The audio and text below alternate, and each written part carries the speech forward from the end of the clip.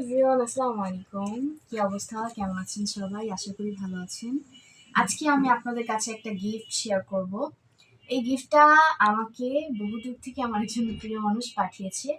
But কোন প্রিয় মানুষ আমাকে এই গিফটটা পাঠিয়েছে সেটা এখন বলবো না, সেটা সারপ্রাইজই থাক, পরে বলবো। সো এর আগেও কিন্তু আমি অনেক অনেক অনেক গিফট পাইছি, বড় বড় গিফট পেয়েছি। বাট ওই গিফটগুলো না, মানে ভালোবাসার গিফট অথবা মানে ইচ্ছে করে দেওয়া গিফট এরকম কিছু ছিল না। ওই গিফটগুলোর মধ্যে ছিল শুধু অহংকার অ্যান্ড লোক দেখানো, উপহার দেওয়া, এক কথায়। তো আজকে আমি শেয়ার করব যে আমার প্রিয় মানুষ আমাকে এই গিফটগুলোতে কি কি দিয়েছে।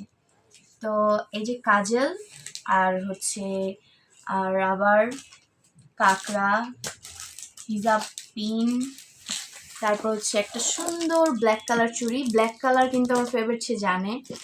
তো এই যে দেখেন, সুন্দর একটা মালার সেট, সাথে একটা ব্রেসলেট আছে।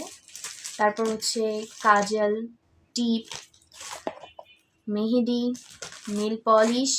তারপর এটা হচ্ছে, জানি তো এটা কি, পাপড়ি। তারপরে দেখেন সুন্দর ফুল হোয়াইট কালার, ব্ল্যাকের সাথে হোয়াইট, চাবি রিং, ছোট্ট একটা আয়না, লিপস্টিক। তারপরে দেখেন কত কত কত চকলেট।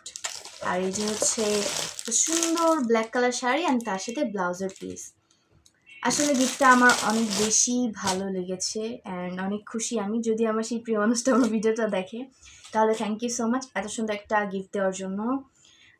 এই গিফটটা আমার কাছে অনেক বড় একটা গিফট। আমার ওই যে মুভিতে আমি একটা ডায়লগ দিছিলাম, তোমার দেওয়া গিফট আমার কাছে রতি পরিমাণ হলেও সেটা হিমালয়ের পর্বতের মতো।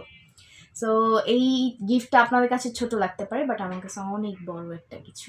যাই হোক, ভালো থাকবেন সবাই, দোয়া করবেন আমার জন্য, আমার সেই প্রিয় মানুষটার জন্য দোয়া করবেন। আল্লাহ হাফেজ সবাইকে।